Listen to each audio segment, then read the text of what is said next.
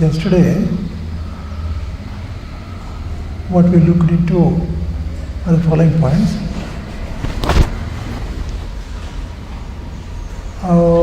Molecules, atoms, nuclei, quark, all these things were called as intermediate causes.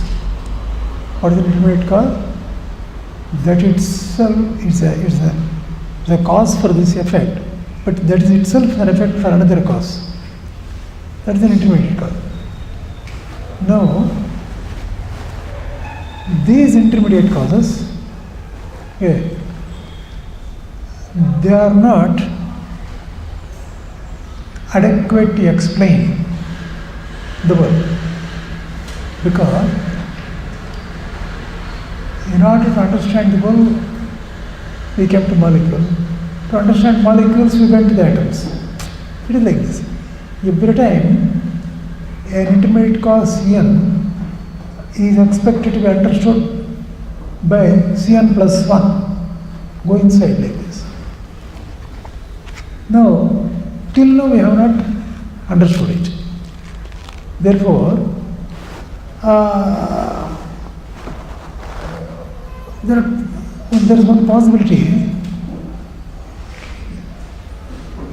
Can we find a sort of an ultimate cause? Or it will go on like this, only intermediate causes, endlessly. Okay.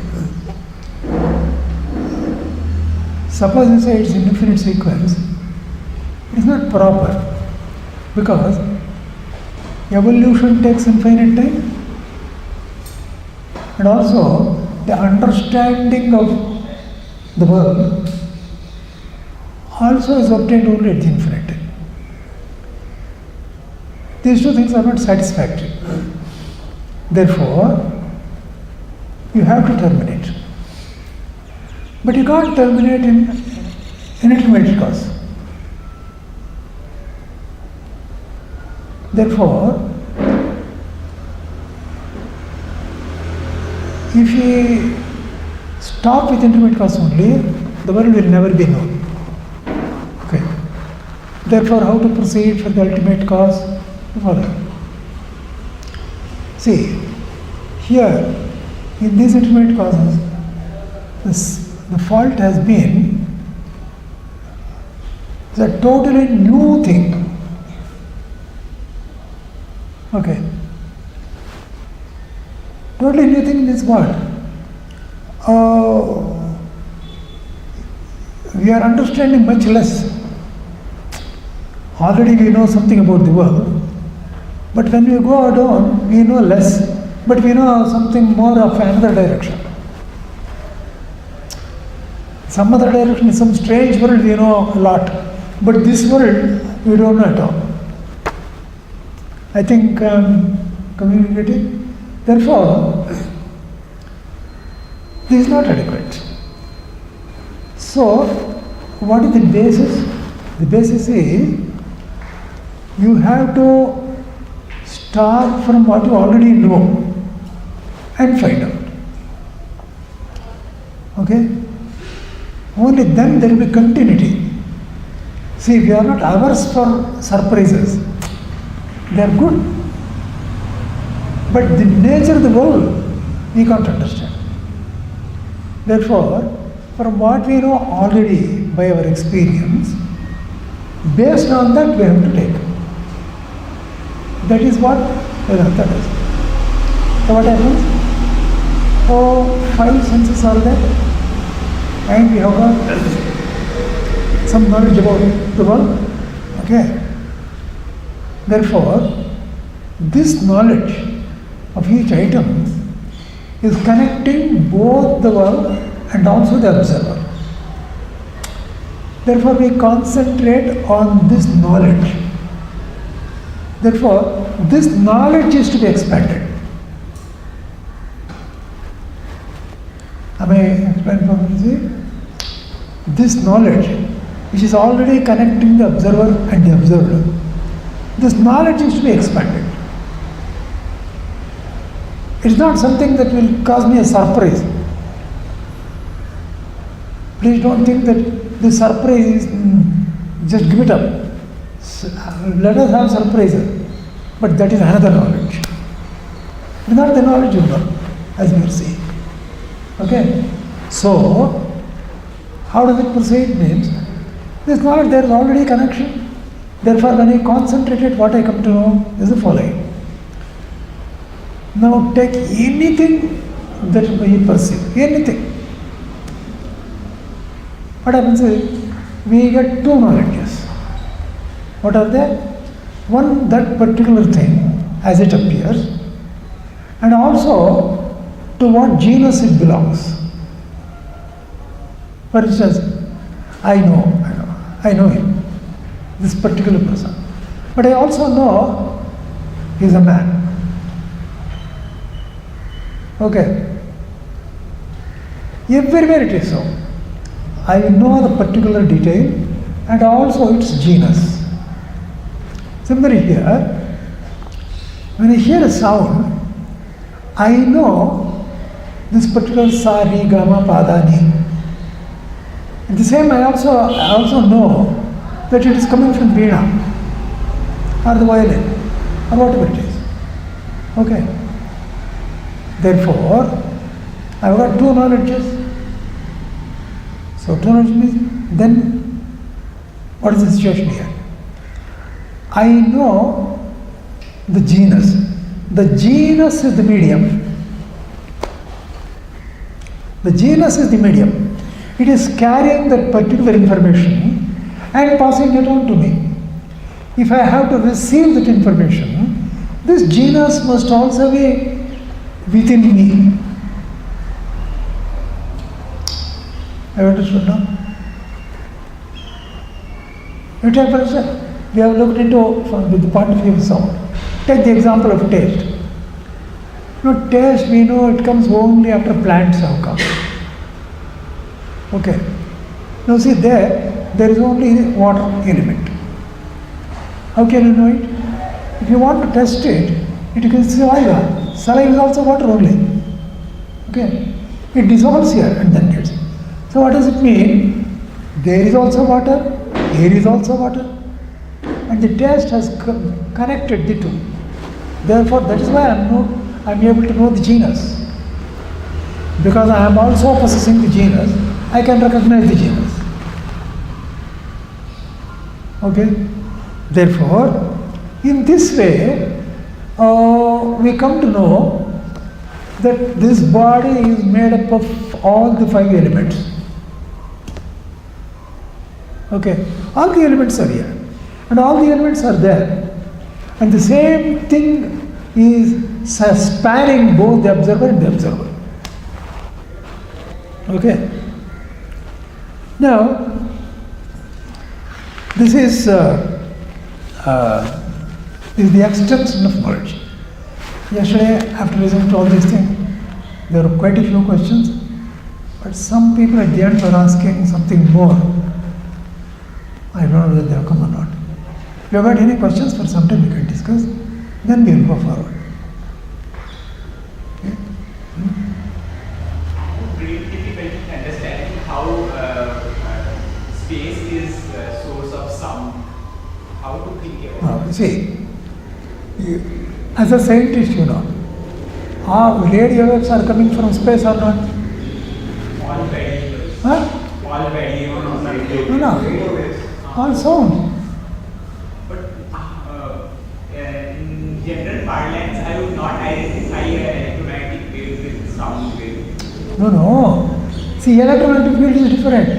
Radio wave is also. No. I tell you, radio waves are coming. Okay. Electromagnetic wave is there. Epsilon mu is there. Right? Now epsilon mu, is it there in the space or not? Okay. Now the same thing is here also. That's why you are able to see. Or that's why you are able to hear. Here. But hearing is not. Hearing is not very directly dependent on electromagnetic waves. No. Just say this. There are many other things. That is not being doubted. For instance, for you to travel, see what is Now, somebody is speaking in the TV station and I am seeing and hearing. Okay. Now, what has happened is, when he is speaking actually. But it was converted into radio waves. Okay. At that time, nobody can hear it. After it comes here, it receives, and once again converts it back to sound. Okay. Therefore, so there are so many other things which are converting. First, it converts sound into waves and waves into sound. Heard sound. This transmission is going on. Therefore, what you hear is only that. But when you understand it, you don't understand the sound, you get the knowledge of the sound. It is something similar to the sound production there. Okay. Actually, if you've gone on this itself, if you want to discuss, it goes too deep. In fact, and a person has to get trained in order to discuss those things. See, I just want to give you the flavor of thinking, not the complete details. Oh, Shastra asks the question. The sound is produced here when I am talking. Okay, it asks. Before it came in sound form, it must have existed previously somewhere inside. Where was it? Have you understood the question? Now we say it was in the mind. Okay? Mind is there, I expressed it. Okay. But the mind, from where did it come to the mind? You understood the questioning?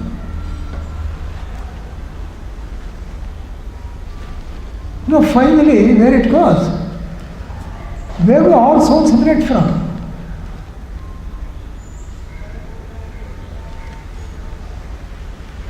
Have you understood the type of questioning? Yeah? Can we conclude on this basis that ether is a subtle medium and the sound that we hear, that the ear perceives, is a kind of a gross manifestation?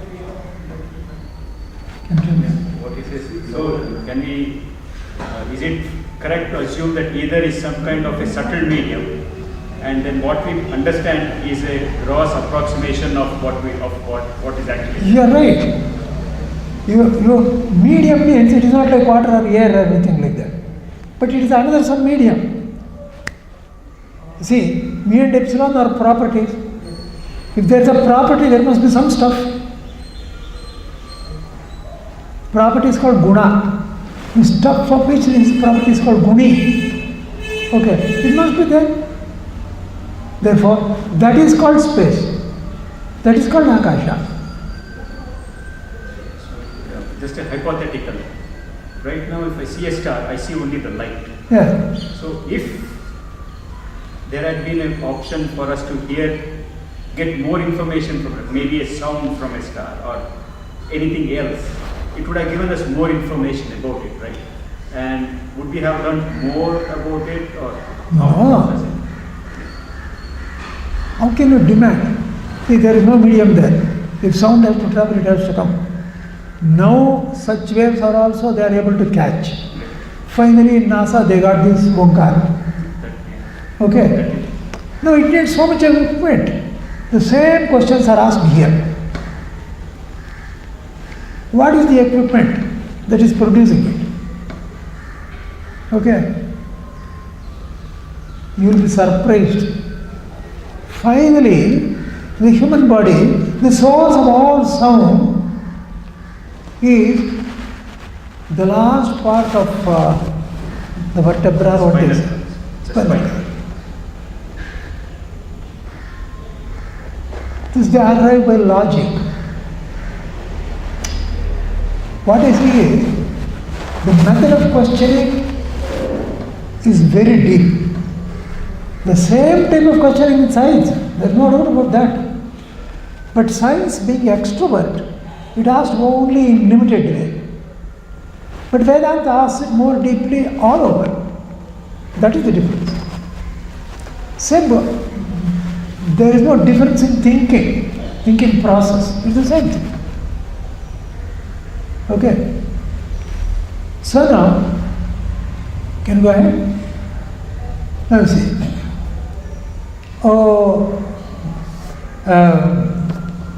Wolfgang Pauli. Okay. Pauli and Jung were close. Okay? Carl Jung was a very good psychologist. And the two have collaborated. He mentioned one work. He talks about a certain happiness. That is, what exactly he is analyzing the source of happiness. This is a very deep, it's almost philosophical. It is like Vedanta. Okay. What is this? Now, he is discussing the Kepler's laws of motion, planetary motion. Now, planetary motion, you can't simply go on looking at it and come to conclusion. You will be looking at it, but you will be seeing something else. Actually, by a lot of study and careful analysis, he found out the pattern, how planets are moving.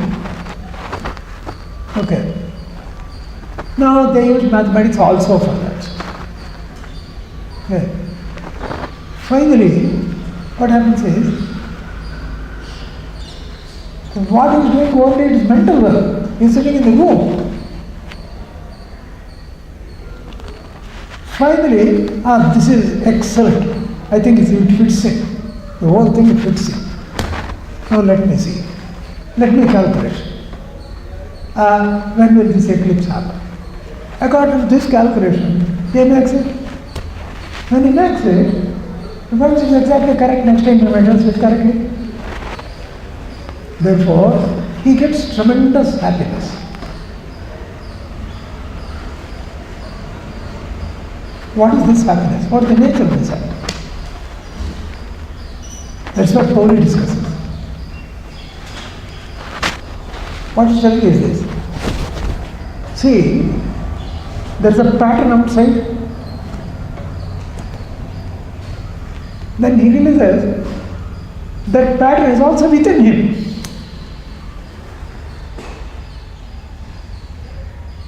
Therefore, what a wonderful thing it is. The pattern is within me and it's also outside me. It thrills him.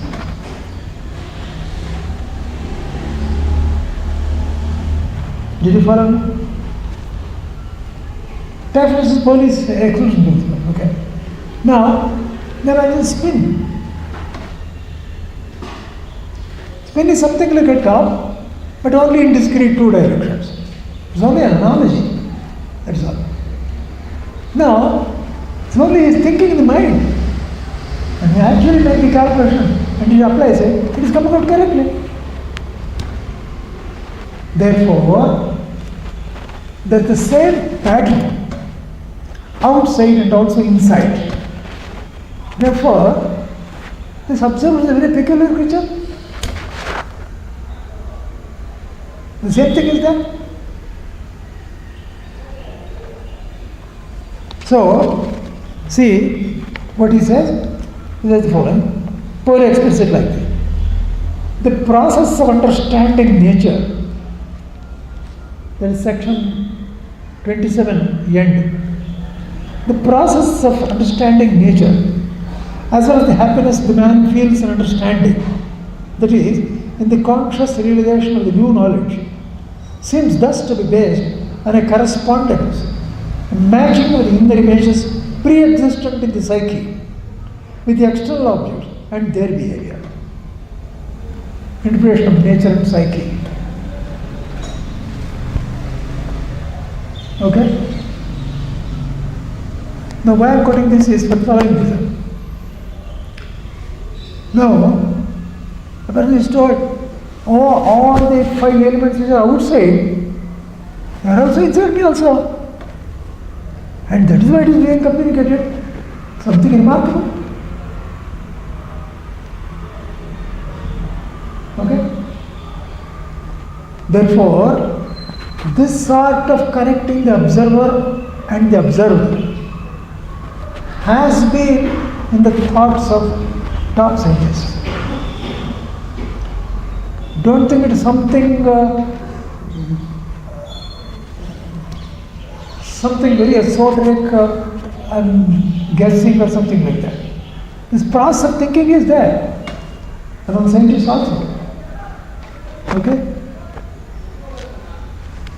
Next, our purpose is to find out the ultimate cause. So for that, what we do is the following. We actually want to find out the exact ultimate cause. How to go about it? We go about it once again by only induction or this sort of inference. How? See, there is a cause C1, the effect is the bulb, there is a cause C1. What is the relationship between the effect and the cause? And between C1 and C2? C2 and C3, C3, C4. If you see this, you will get a general pattern.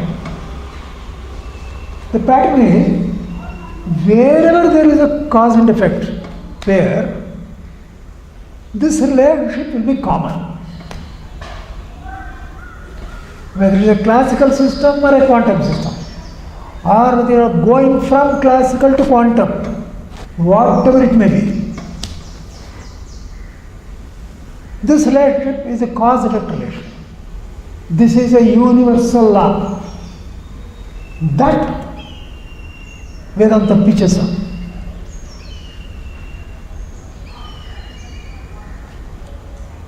I will explain once again. See, I want to suppose I have come to know from the world I have guessed molecules. There is not too much ingenuity here. There is not too much. Because all the properties are there. It's only small, nothing else. Therefore, understanding the molecule is equal to understanding the world. Nothing more. But to understand the molecule equivalent to the world, I go to the atom. Okay. When I go to the atom, the molecule is the cause, atom is the effect. What is that? Anywhere, I take a pot, there is clay. What is the relation between the two? You take anything, any cause effect. Okay. Now cause means what? In order to study the cause-effect relation, first I have to define the cause. The cause is defined like this. The cause is that stuff with which the effect can come into existence, without which it cannot come at all. Okay. If the cause is not there, the effect will never be there. If the effect is there, cause must be there. Even if the effect is not there, cause will be there. Okay, what? The significance of cause-effect relations in quantum mechanics. Huh? In quantum mechanics, in case of classical mechanics, we know that if we know the initial condition of the cause and the laws of physics governing it, then we can precisely predict the fate or what will be the effect. But in case of quantum mechanics, it is almost probabilistic approach. Huh? So in quantum Okay, mechanics, take. it's almost probability. So Yeah. quantum mechanics, in a simple example for in Young's double slit, we cannot ask quantum mechanics restriction from us asking in which slit the electron will pass or something, whatever the cause may be. Right. We just need to No. observe it once, twice, and I am not discussing that sort of causality. This causality is entirely different. Okay. This causality is, I think that must be written there also. It is written there. This causality is with respect to the stuff. Stuff means what? For instance, there is a chapati, the stuff is wheat flour. From wheat flour, this is prepared. So wheat flour is the cause, this is the effect. We are not discussing dynamics. We are discussing only the stuff. Is that right? Therefore, there is nothing like initial conditions here. Okay? That is dynamics. It is simply stuff-wise we are discussing. Okay. What you must note is the following. Whether between two quantum systems, for instance, nucleus is also a quantum system, and quarks are also quantum system. There is also concept of relation. Now if you see chapati and flour, both are classical. Suppose you see from atoms to the nucleus, then it's from classical to quantum. Okay? The cause is quantum, the effect is classical. Therefore, both may be quantum, both may be classical, or cause may be quantum, effect may be classical. Any pair whatsoever. Cause is this. Without it, the effect can never come to existence. Suppose I give you examples, then it will be very clear. Say, for instance, for the molecule, atom is the cause. Okay. This is the material cause. It's called material. That is the stuff there. Material. Now,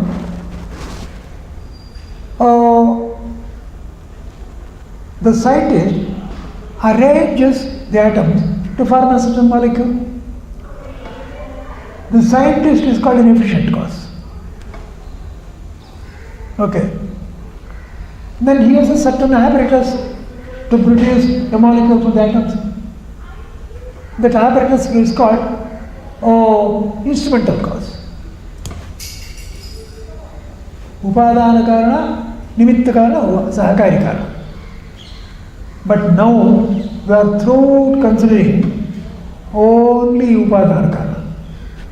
That is the material cause. I will come to the efficient cause at some stage, not now. Okay? Now we are discussing only the material cause. Now you understood what the cause is? Material cause. Now, the questions. Now see, for instance, there is a statement of Shankaracharya. Suppose one says this is a particle, point particle, another is a point particle. They will join and produce some stuff. This can never happen. Because I will start gradually.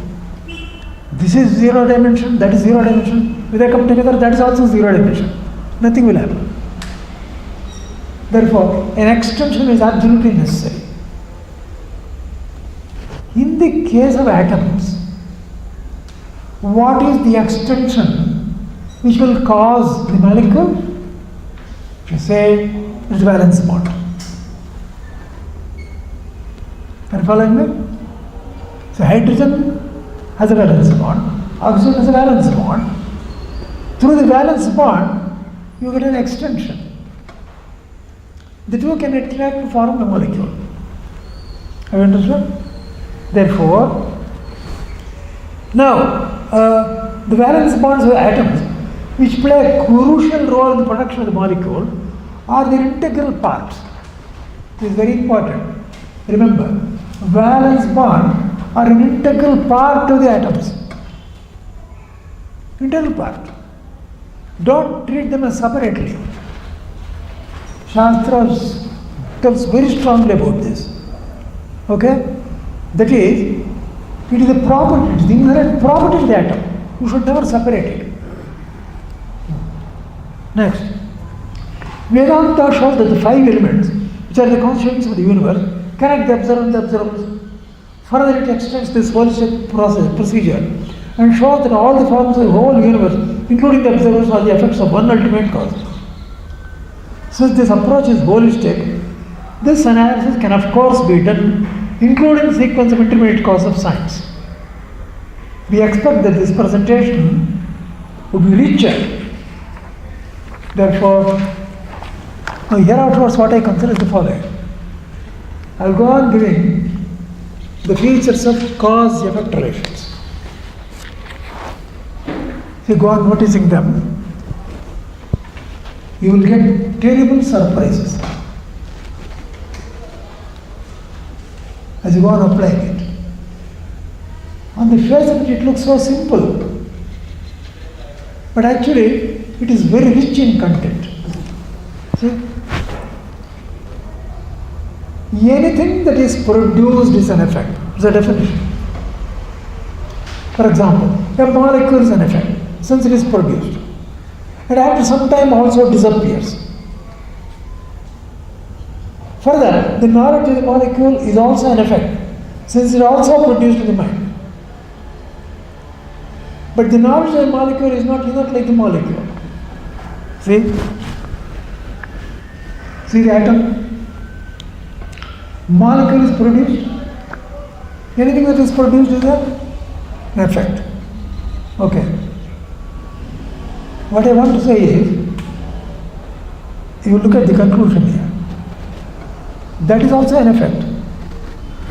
The knowledge is produced. Knowledge of the molecule is produced. Therefore, that is also an effect. The effect is here, that effect is there. From the atom to the molecule, there is effect there. Here, there is nothing and it is produced. Therefore, it is an effect here. Therefore, the knowledge of the molecule is also an effect. Molecule is also an effect. Okay. Now see, this example shows that the effect may or may not be inert. See, molecule is inert, but the knowledge of molecule is not inert. Are you following me? Therefore, now comes the question of definition. What is that? Inert. Object is inert. The same definition is in science. Vedanta also, identical. Oh, it is that which whose status cannot change by its own effort.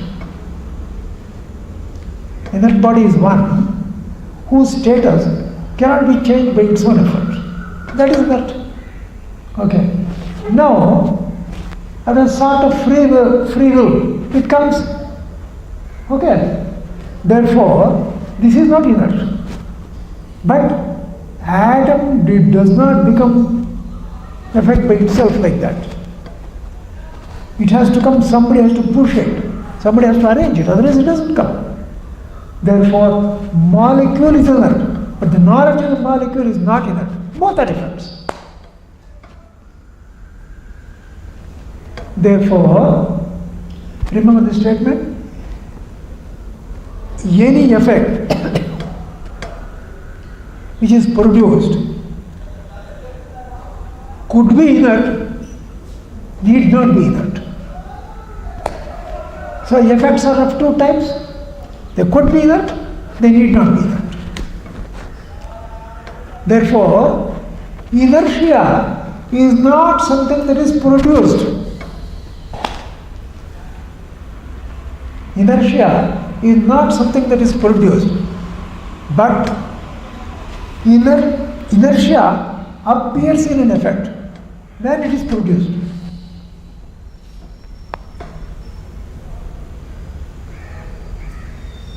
Let me repeat. See, inertia appears in the object. Before it appears, the molecule itself was not there. Therefore, we don't bother about it. Therefore, inertia of the molecule appeared along with the molecule. Okay, here the effect is produced, but it is not inert. Therefore, the effect, everything that is produced is an effect. But an effect may be inert or may not be inert. Remember, I am not simply, the talk is arranged. This result I am going to use later. Therefore, it must be remembered. Okay? I will repeat. Anything that is produced is an effect. But it could be inert or it need not be inert. Okay. Similarly, this example shows that an effect may or may not be inert. It means that though the effect is produced, its inertia is not produced. It always exists in unmanifest form, but becomes manifest through the objects which are produced. Remember, this is discussed in Taittiropanishad by Shankaracharya.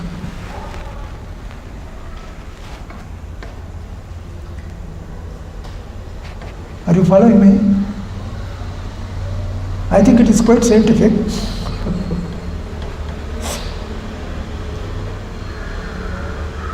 Because why I am stressing this is, in some quarters, sometimes I hear some statements bonding with responsibility, what is that?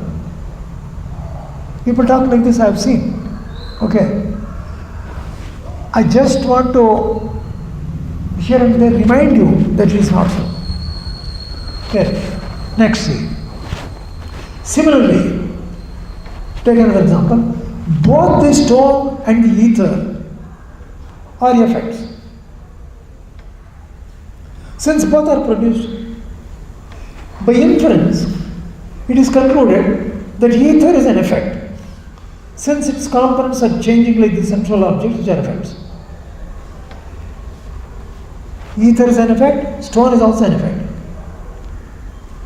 But ether is not limited like the stone. This shows that an effect may or may not be limited. This implies that limitedness is also not an effect, but may appear in the objects which are produced. Therefore,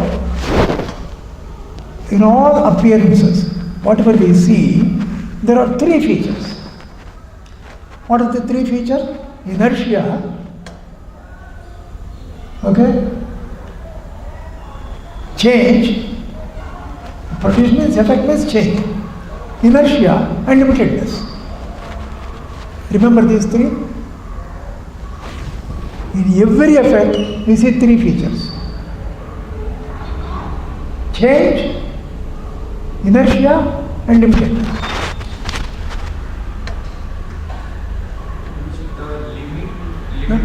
Yeah? Limitedness. Limitedness, it is limited extent. For instance, we say a stone is only this much. Ether is unlimited. It spreads everywhere. But how we are telling that the ethers are produced? Huh? How we are telling that the ether is produced by someone? See, that's what by inference I told you. See, don't you know that space is characterized by 16 components by tensor? Are they not changing? Is not every effect changing? Is not anything that is changing is an effect? Therefore, by inference you say that ether is produced.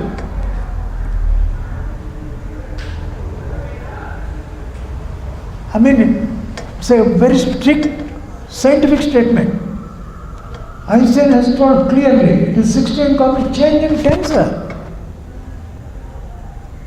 Therefore, it is produced. Okay. Therefore, produce means change. Next, this is called an effect. Change is there, but in an effect, limitedness may show up in some places. Inertia may show up in some places. Therefore, if you take it in general, in effects, you can see three effects. All the three are two or one. You can see. Okay. Next, what is the cause? This word is used in different contexts. Therefore, we discussed now about the effect. Therefore, we need to specify its meaning before using it here. For instance, the left side products in a chemical reaction are called the cause of the right side products. This is not exactly correct. Because the left side products do not even exist after the reaction. Not only that, the right side products could be produced in other ways also, or they may be available even independently. On the other hand, the atom's molecule causal relation is not like this. Without particular set of atoms, the molecule can never be produced. Further, when the molecule is existing, its atoms are also existing in it. So the atoms are the cause of the molecule. Take for instance any chemical reaction, chlorine, hydrochloric acid plus copper. Okay, hydrogen chloride and hydrogen, whatever it is. And chloride, something will come. Now, here, the left side, you can't say it's the cause of this. But you look at both sides. Here also there is hydrogen, chlorine, and what else? And some metal, HCl and sodium hydroxide. Huh? HCl and NaOH. Yeah, something. The atoms are there, both sides the same atoms are there. Therefore, these atoms are the cause for both these molecules, for those. Okay? Therefore, in general, the cause is that without whose support the effect cannot come into existence and cannot exist. That support has to be there. This is called the material cause of the effect. This also implies that the effect is not independent of its material cause. The effect is not independent of its material cause.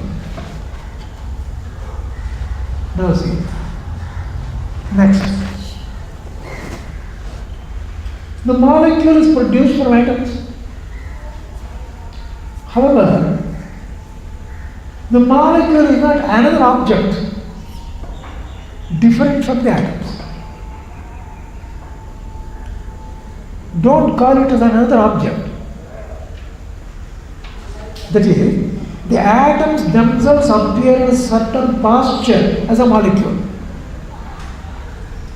The atoms themselves appear as a molecule in a certain posture.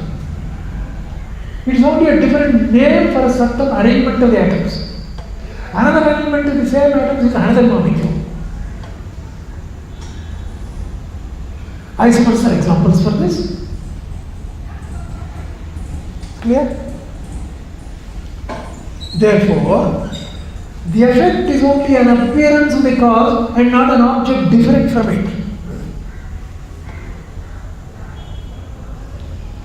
I follow?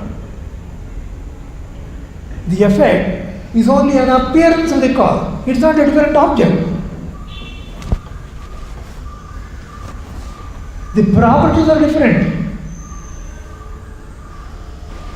Just based on the properties, you can't say it's a different object. Because what is an object? Suppose, now there are so many people. You call it a group. Okay. Group is not an object. The object is only people here. Did you follow my idea? When I use the word group, I mean a collection of people. The object is the people. And the group is only an arrangement. Therefore, really, isomers are an example for this. The properties are different. Therefore, it looks as though they are different objects. But when you know this stuff, they are the same atoms in a differently placed juxtaposition. This is very important. This is also discussed in Shastra. For instance, you see, a common example you see. You take a brick, you take a tile, or you take a pot. These are all different shapes, but the clay is the same. Therefore, stuff-wise it's only clay. Form-wise they are different.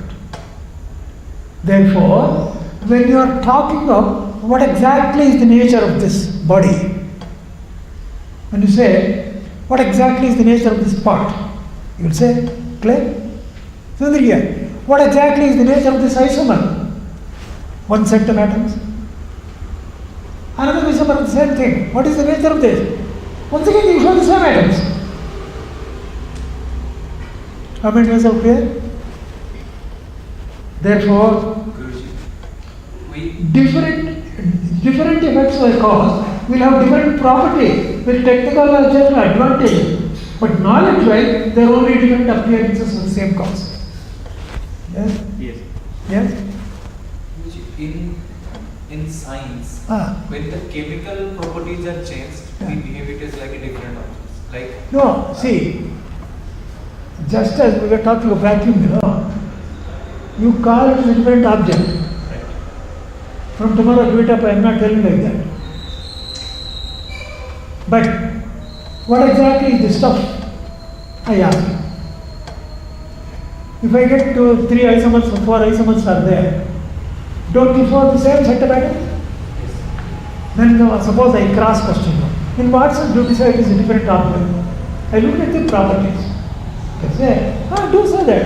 Property wise it looks different, but stuff wise it's the same object.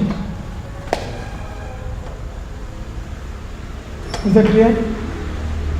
In isomers, what happens? The same set of elements are there. The arrangement is different. But in other way, if you see hydrogen and oxygen, it's combined to make Not one. so. I am telling, need not always be so. I have given one example. Okay. For instance, you talk isotopes, that case. Then you have extra neutrons or something like that. I am not included. See, in general, you take for instance water. Water has got peculiar property. It can form as a solid, as a liquid or a gas, and as a steam. Now, stuff-wise, what is it you have to ask? Don't you say it's only H2O? In all the three? Decide or not? Decide there are 3 different objects. 3 different objects. People who don't know H2O, they will say. For people who know H2O, they say it's the same object. Will they say it or not? That is it. Therefore, what happens is, when we exchange ideas, sometimes it will be unfamiliar. Therefore, it looks something strange. But you need not bother like that. It's not like that. Okay? Always remember, whenever there is an interdisciplinary discussion, both have to compromise. The one who is telling, you should be careful in using his words. Okay? And the other should be careful in listening. I'm repeating the joke of Feynman.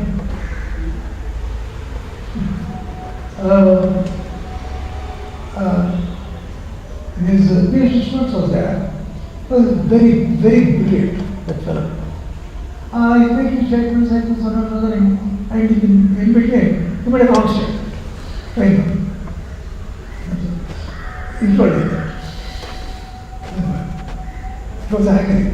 Hey, look here. Don't listen to what I am saying. Listen to what I want to say. Okay? Like that, in the interdisciplinary situation, you should try to know what you want to say. Huh? I think till now it is clear. Okay? See, take the list of all these properties. D. Even if molecule is destroyed, the atoms remain. But if the atoms are removed, the molecule loses its existence. Obvious statements. Similarly, even if the atom is destroyed, its nucleus remains. But if the nucleus is removed, the atom cannot exist. So in general, if the effect is destroyed, the cause remains. But if the cause is removed, the effect will not exist.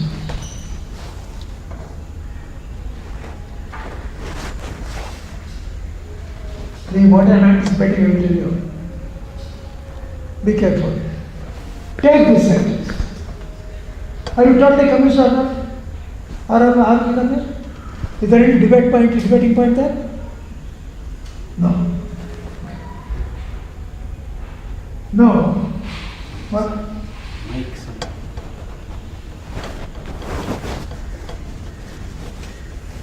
Oh, it's gone too far. Now, see this carefully. If the cause is not there, effect can never exist. Even if the effect is not there, the cause will exist. Okay. Now, apply this law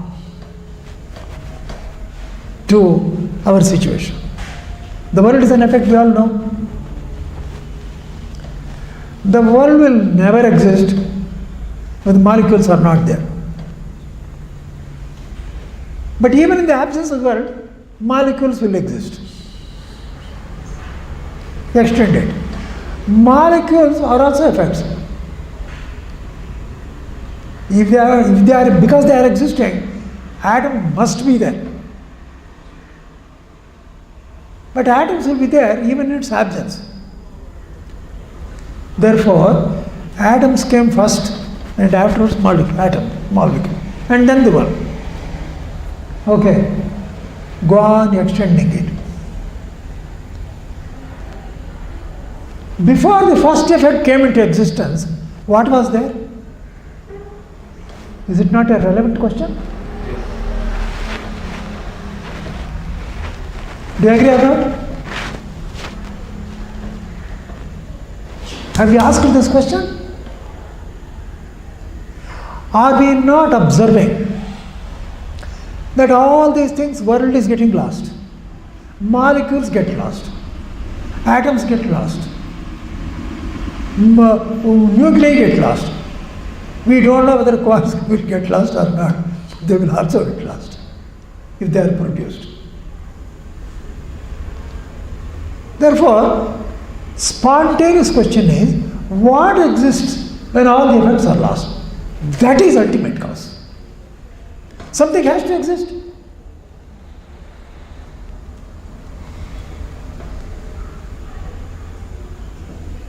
Are all of you following me? Therefore, if you believe that the world exists, suppose you say, I don't believe this world doesn't exist at all. It's all illusion. If you say, the stupidest statement, Vedanta does not agree with it. Okay? Because it's all guided by so many laws. Tremendous laws, inviolable laws. Okay? When there is so much of pattern, so much of laws, immediately it's an illusion. as you are telling, you give the initial conditions, I can predict. Do you think you can predict in the illusion?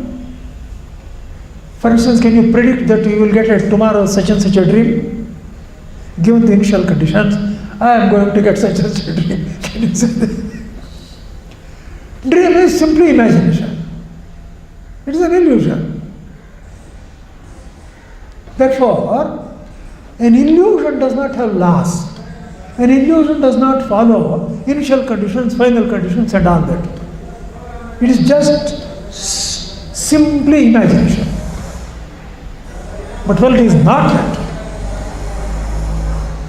Therefore, I am sure all scientists believe, you certainly believe that the world exists. Is it or is it not? Therefore, it must have an ultimate cause.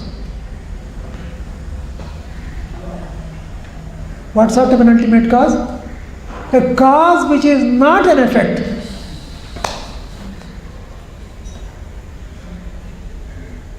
All intermediate causes, okay, are causes which are themselves effects.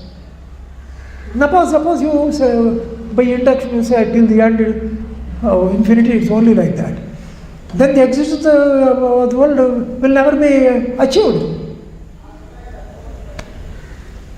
Therefore, something must be existing which is not an effect. That is the ultimate. Nothing you want to ask anybody?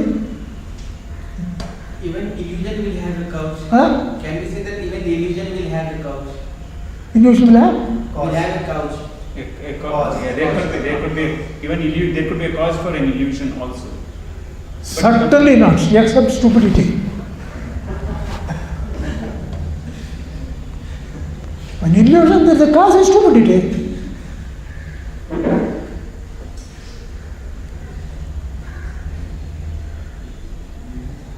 Are you following me? But it has a source. But Yeah. often we are able to predict when we will get certain kinds of illusion. For example, when we go in the desert, we are able to predict that we will be able to see a mirage. Very good. But so there seems to be some laws based on it. So maybe right now the laws we have do not help us to predict what dreams we have. But maybe if we, on gaining further knowledge, if we give the initial conditions, we can say that if you have perfect knowledge, maybe somebody may be able to say that day after tomorrow you will be dreaming about going in a flight. Or Okay. something like that. You raised a very crucial point. Thank you for it. You told in the desert, you will see this. What you see there is mirage. Right? Mirage certainly follows laws. Mirage is not an illusion. Suppose somebody is saying mirage and thinks it is water, then that is illusion. Are you following me? Mirage is not an illusion. Stupid if somebody says that. Mirage is calculation, you can calculate. You can give the reason. The air is becoming, it's moving, temperature is increasing, etc. You can give full reason. You can photograph it. See, if you photograph it, you don't get water. Because photograph is not as stupid as an observer. It does its duty. It is only an observer who will mistake it for water because he has some desire. Okay? Therefore, in the example of mirage never say it is an illusion. If somebody thinks that it is water, that is an illusion. You have raised this question, you know. This has been thoroughly thrashed out by Shankaracharya. The same example. I mean, if you are interested, can I give a little more detail there? Can I give a little more detail there? What is told in the Shastra? Says, the Upanishad itself says that the ultimate cause created this and also this. Yes. Ultimate cause created this means this world. And also this means it is a mirage. Okay. Then Shankaracharya explains, this mirage is also a part of the world. It is not illusion. The water is illusion. This has been discussed in Taittiriya Upanishad Bhashya. Okay? Therefore, don't go with the impression that simply Vedanta is telling is an illusion. Does not tell it. It's a very wrong sort of propaganda that is made. Okay? And it has prejudiced many people from entering to Vedanta. Yes? You say that we are saying that the world is real. Huh? The world we are seeing is real. Yes. But if we look at the material objects, they are constantly changing. Huh? If we look at the material objects, they are constantly changing. No, see, How can you go? just a minute. Now, the confusion in that question is the following. You are saying changing, and you are asking whether it is not an illusion. Changing is not illusion. Changing is a law of nature. Changing is not an illusion, but anything. But suppose an object A changes into an object B. So is it A or is it B? That is the question I'm trying. No. At this time it is A, at that time it is B. This is the law. But what is the reality of that object? What is guaranteed? It is not guaranteed. It is changing. Therefore, all effects are changing. For instance, you take in creation, first came quarks, who believe like that. That changed. It gave out this, it gave out this, it gave out this. Okay. Now, that is also getting changed because it was created. All this is going. One day that will also go. Therefore, all creations, all effects are changing, but they are not unreal. See, change, don't mistake it for unreality. Change is the law of nature.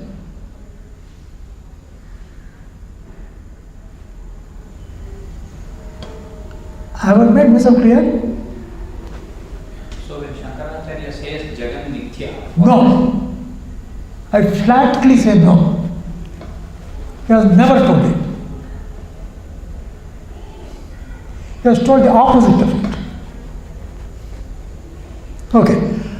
We will go into that. Let us not discuss it. Okay.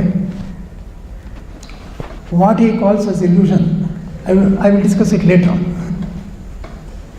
But this is not the time for it. Okay. We all believe we know that the world is not illusion. Based on that, there is a cause. That is why this world is real. The world is real because there is an ultimate cause. Have you understood? Okay. Now,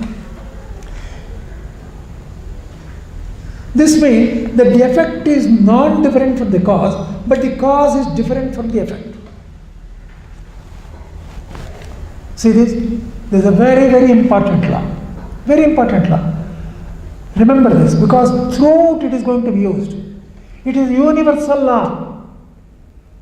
Whenever you are working in science, you invoke it, you will get something new. What is the law? Even if the effect goes, cause survives. But if the cause goes, effect will never survive. Therefore, even if the effect goes, cause survives. The effect is not different from the cause, but cause is different from the effect. See in what sense? Follow carefully, please.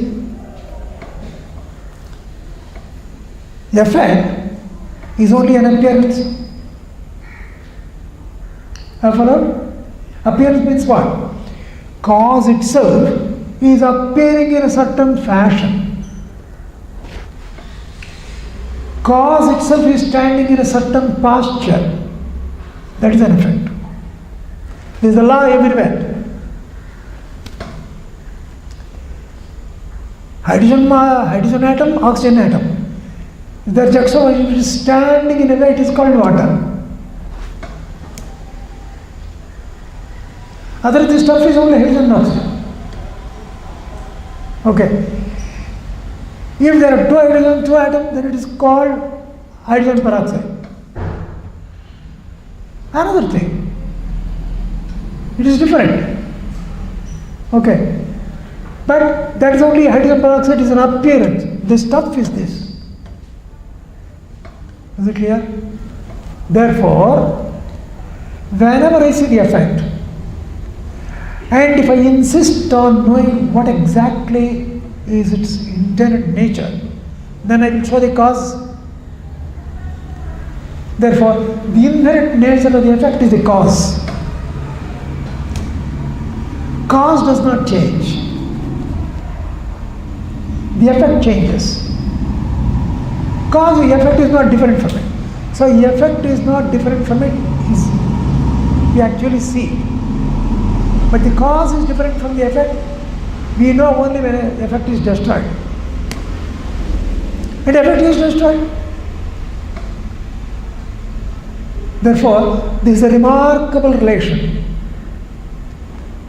Effect is not different from the cause, but cause is different from the effect.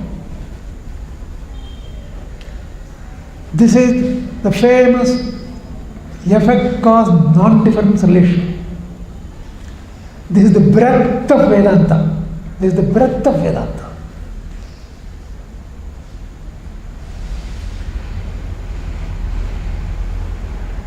Now you see. Everybody knows cause is real. You agree? Cause is real.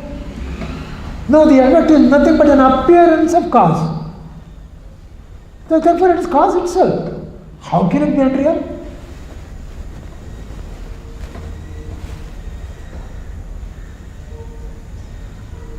Are you following me? Let me put it once again. Cause, the effect, is nothing but the cause in a certain posture. Is it right? Therefore it is cause only. When it is cause only, how can you say it is an illusion? Unreal. Do you say cause is unreal?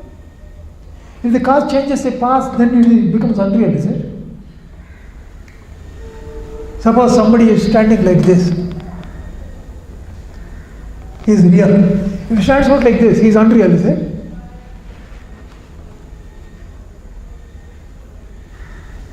Do you understand? The same example is given by Shankaracharya. And he is telling, it is wrong to say it is unreal. Because it's the same cause. Therefore, the inherent nature of the effect is the cause, but in the reverse way, don't say it is inherent nature of the cause is the effect. Don't say that. So the effect is not different from the cause is different from the effect. Okay? We have seen above that the cause always exists as a stuff whether the effect is present or not. So the question arises, what exactly is the value to be attached to the effect if it is only an appearance?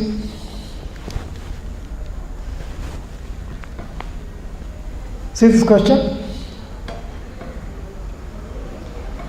What we are telling is, it is cause only, but it's an appearance, it's a posture. Therefore, what is the value of posture?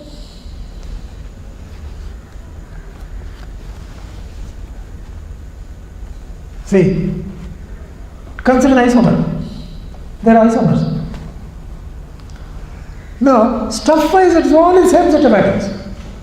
What is the value of the posture? Tremendous value is there. Because they have got different properties, they almost act like different objects. Therefore, there must be advantage in it. Okay. Now, these statements I made with respect to its utility. I made these statements with respect to its utility. But now we change your question. I am not asking you with the sense of utility. I am simply asking you from the sake of knowledge. From the point of view of the knowledge, what exactly is the value of posture? You say, nothing. Because isomer number 1 is also the same set of atoms. Isomer 2 is also the same set of atoms. Isomer 3 is also the same set of atoms. Therefore, knowledge-wise, the arrangement is 0. It doesn't have any value.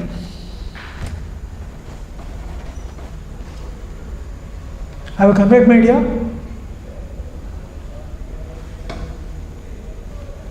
Is it all right? See, different forms have different uses. Therefore, from the point of view of utility, certainly there is a lot of value. See, for instance, if I want to build a house, I will make bricks. If I want to build a roof, I will make tiles. If I want to fill water, I will use a pot. This is the same thing. Therefore, a shape is necessary for a certain transaction. For another transaction, another shape is necessary. Therefore, transaction-wise, all shapes are useful. But knowledge-wise, shapes are of 0 value.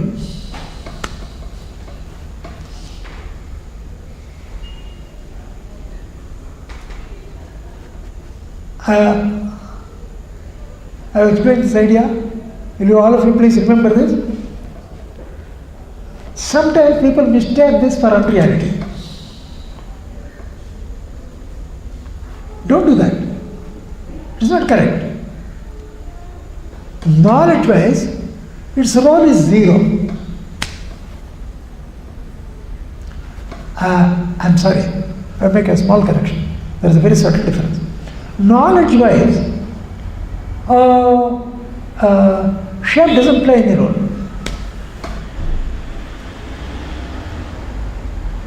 Okay. Therefore, it is this. The real value of the effect is only in its cause. It leads us to obtain the knowledge of its cause. Knowledge-wise, its value stops there. This is the amendment. To produce knowledge, the effect is necessary. See, how do you get the knowledge of the quark? In terms of the nucleus, nuclear particles. How do you get the knowledge of the nucleus? In terms of atoms. That is, I look at the atoms, there must be something inside.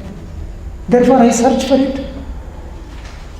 Therefore, what does the effect do? The effect plays this role. It tickles me to know its cause.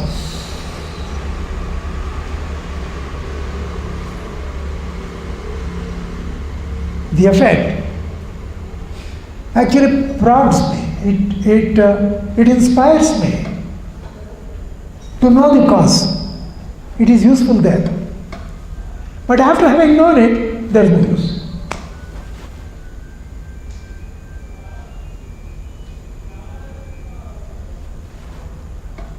Have all of you followed me?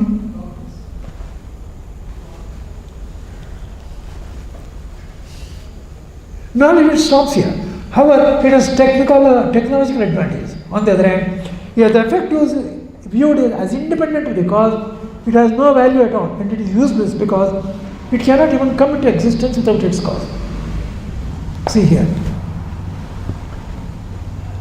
Please. Look here. What is the sentence here? If you understand the effect as independent of the cause, it is non-existent. That is an illusion. Huh? That is an illusion. Yes. I'll explain further. See? Now, ice water stream are there? Okay. Now, immunization doesn't know it. Absolutely no idea. Scientist comes and explains. These are all actually stuff, if you see, it is only H2O. What is H2O? They're gases. What is made? It's like a storm. You are telling it's a gas. I don't believe it. This is certainly different from a gas. It cannot be H2O. Suppose he says, then the ice cube that he is understanding is an illusion. Have you understood me? Similarly here, the whole world is nothing but a manifestation of the ultimate cause. If you understand that, then it is not unreal. Suppose you don't understand it, and you think this as independent of the ultimate cause, then it's a thorough illusion. And Vedanta says it's illusion. It is this illusion that it refers to. Note it. Any effect, which is understood as different from the ultimate cause is an illusion.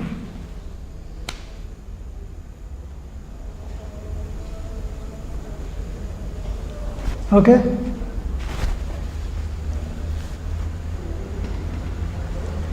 I think some questions? Okay. Sir, I just want one clarification on the usage of your term ultimate cause. Yeah. By ultimate cause, do you mean to say the fundamental constituent of reality? Can I say that? You can definitely say. You are very right actually. Because whenever you say cause, Yes. it strikes me always as a temporal, like say dough gave rise to, atta gave rise to dough, or fire gave rise to smoke, a temporal relation. Yeah. Whereas here, as I understand what you seem to say, it is like a chair is there, the chair is made up of plastic molecules, molecules are made up of atoms, and atoms are made up of electrons and other quarks and everything. But you are telling that beyond the quark also probably we'll find out that ultimately all that exists are those fundamental constituents. Yes. Which you are referring to as ultimate cause. Okay. Is that understanding correct? That's very correct. Small amendment. It doesn't have parts. We are simply big cause. Ultimate cause doesn't have parts. What you have understood is correct. Because you are using it for the first time, a little more precision in the language is necessary, that's all. Here what we are telling is, when all the effects are lost, something has to remain. And it is because of that all the effects get reality. That is existence. The existence of the world is assured only because of an ultimate cause. It is not because of an intermediate cause. Because that itself gets lost. If that gets lost, then the world cannot exist. But even if the ultimate cause gets lost, ultimate cause will remain. Therefore, ultimate cause is that, by definition, is that which exists, continues to exist when all the effects are lost. Okay? Now, obviously, this cannot have parts. Ultimate cause. Yes. Obviously. I will tell you why obviously. Anything that has parts is an effect. Anything that has parts is bound to be an effect. Therefore, it cannot have parts.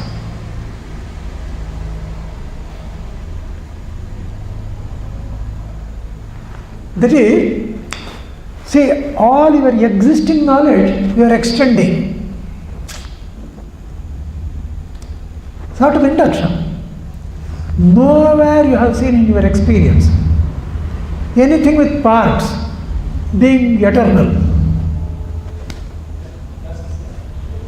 Therefore, it will not have parts. So, the definition of the ultimate cause is when all effects are lost, what continues to exist is the cause, because that is not an effect. Obviously it is not an effect. Okay. Now, how do you say it has to exist? Proof is there. Do you believe in the existence of the world or not? I believe. Then it must be there. Because it is real because of its presence. The world is real because the ultimate cause is there. I think you have followed?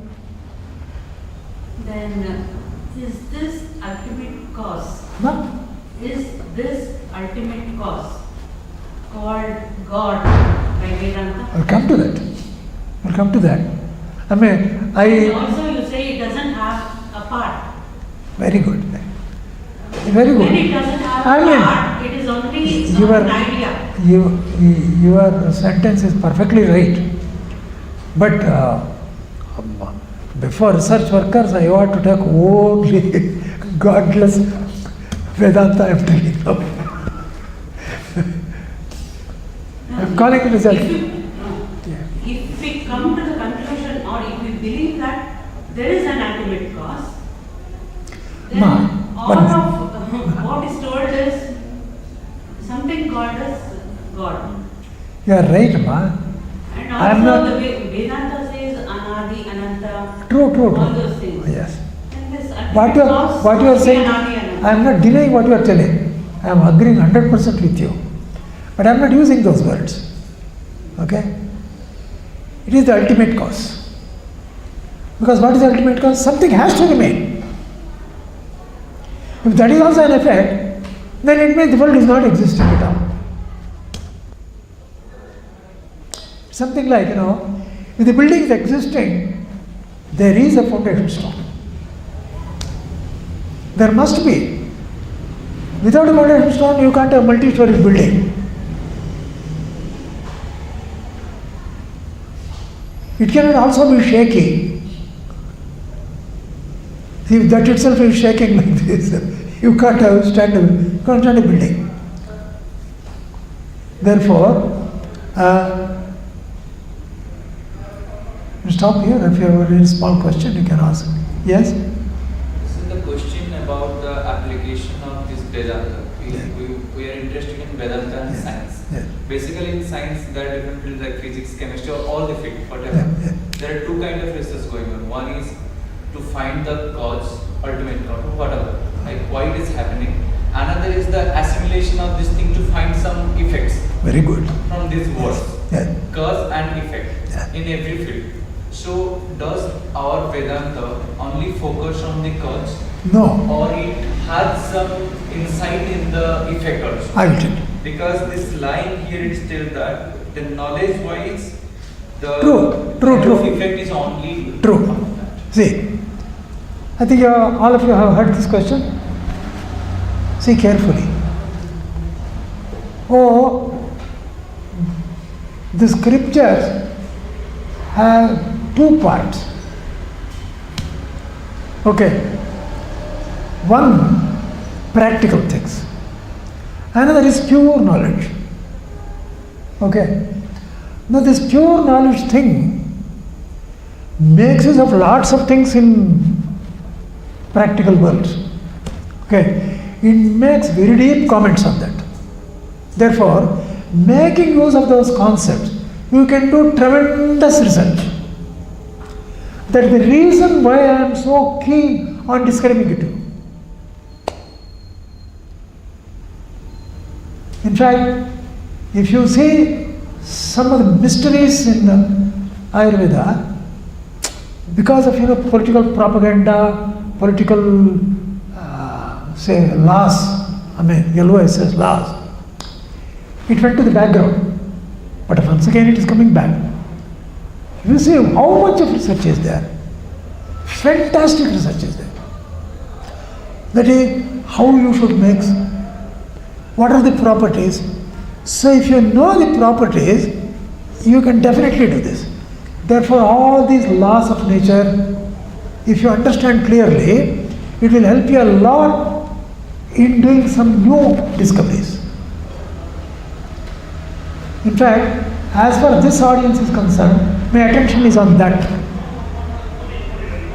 I am not going to the knowledge-wise thing. I will stop at a certain stage. This is the main thing. Okay, we'll stop here.